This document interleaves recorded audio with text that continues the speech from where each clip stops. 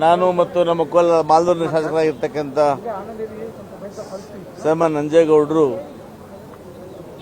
ಗೌರವಾನ್ವಿತ ಮುಖ್ಯಮಂತ್ರಿಗಳಾಗಿರ್ತಕ್ಕಂಥ ನಮ್ಮ ಡಿ.ಕೆ. ಶಿವಕುಮಾರ್ ಅವರನ್ನ ಭೇಟಿ ಮಾಡಿ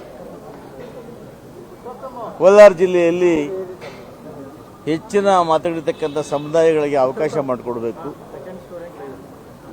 ಅಲ್ಲಿ ಎರಡು ಸಮುದಾಯಗಳು ಕೋಲಾರದಲ್ಲಿ ಹೆಚ್ಚಿನ ಜನಸಂಖ್ಯೆ ಇರ್ತಕ್ಕಂಥದ್ದು. ಒಂದು ಪರಿಶಿಷ್ಟ ಜಾತಿಯ ಬಲಗೈ ಸಮುದಾಯ, ಎರಡನೇದು ಒಕ್ಕಲಿಗ ಸಮುದಾಯ. ಈ ಎರಡೂ ಸಮುದಾಯಗಳಿಗೆ ಈ ಬಾರಿ ಕೋಲಾರ ಅವಕಾಶ ಕೊಡಬೇಕು.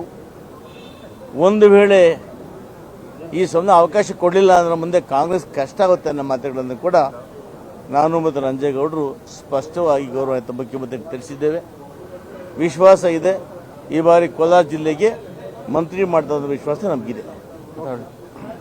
ಅಷ್ಟೇ, ಇವತ್ತು ನಮ್ಮ ಕೋಲಾರ ಜಿಲ್ಲೆಯಲ್ಲಿ ಮಂತ್ರಿ ಬೇಕು ಅನ್ನೋದು ಮೊದಲಿಂದ ಹೋರಾಟ ಇದೆ. ಈ ಸರ್ಕಾರ ಬಂದಿದ್ದ ದಿವಸದಿಂದ ಆದರೆ ಈಗ ಅವಕಾಶ ಇದೆ.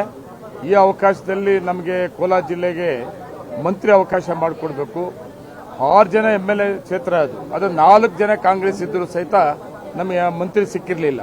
ಈಗ ನಮ್ಮದು ಡಿಮ್ಯಾಂಡ್ ಏನಂದ್ರೆ, ನಮ್ಮಲ್ಲಿ ಸೀನಿಯರ್ ಒಬ್ಬರಿದ್ದಾರೆ, SN ನಾರಾಯಣಸ್ವಾಮಿ, 3 ಬಾರಿಗೆ ಶಾಸಕರಾಗಿರುವಂಥವರು, ರೈಟ್ ಕ್ಯಾಂಡಿಡೇಟ್, ಅದು ಹೆಚ್ಚಿಗೆ ಇರುವಂಥ ಜನಾಂಗ. ಇನ್ನೊಂದು ಮೇಜರ್ ಕ್ಯಾಸ್ಟ್ ಒಕ್ಕಲಿಗಾಸ್, ಮತ್ತು ನಾನು ಕೂಡ ಇದ್ದೇನೆ. ನಮ್ಮದು ಡಿಮ್ಯಾಂಡ್ಸ್ ಇದೆ, ಅವಕಾಶ ಕೋಲಾರ ಜಿಲ್ಲೆಗೆ ಮಾಡಿಕೊಡ್ಬೇಕು ಅಂತೇಳಿ ಮುಖ್ಯಮಂತ್ರಿ ಮತ್ತು ಎಲ್ಲಾ ನಾಯಕರ ಮೇಲೆ ಒತ್ತಡ ಹಾಕಿದ್ದೀವಿ. ನಮ್ಮ ಜಿಲ್ಲೆಗೆ ಮಂತ್ರಿ ಕೊಟ್ಟೇ ಕೊಡಬೇಕು ಅಂತೇಳಿ ಹೇಳಿದ್ವಿ. ನಮಸ್ಕಾರ.